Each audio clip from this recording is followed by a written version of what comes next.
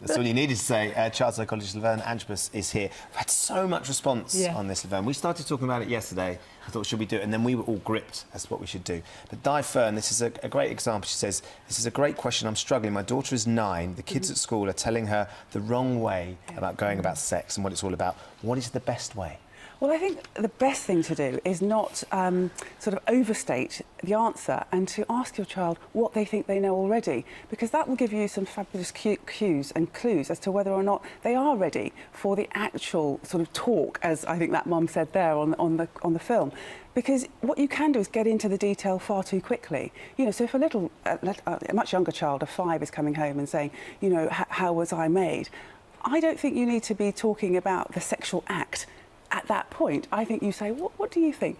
Oh, well, Mummy grew you in her tummy. And then you might ask a bit later, what did you make of that? And you'll find out that was good enough, because I think there's a real emphasis on what we need to tell them, as opposed with going with what children need to know at that particular time. The worry, of course, that's sort of reflected in this research is that if we don't talk to them honestly, they will go onto the internet, or their friends will, and the stuff that they'll find they won't be able to understand.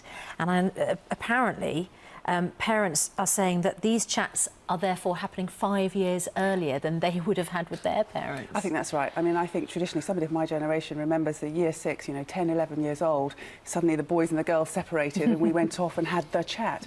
I don't think we can rely on that anymore. Schools will be being quite proactive in their individual ways of talking about plants and animals and development in that way. But parents have got to take hold of this, because I think for children who find themselves, you know, looking at things online, unless you've had sort of high levels of communication in the house, you need them to come back to talk to you about it. So I would say right from the start, you're talking to your very young children about their bodies, different body parts. We all have different words that we use, but I think you need to equip them with the right words so that they're not too shocked when they hear that in the playground. Shaney tweeted me and saying, my mum told my brother that mums have special wombs to have baby. He asked, what, a front room and a dining room? Yeah. And that's a simple Yes. isn't it?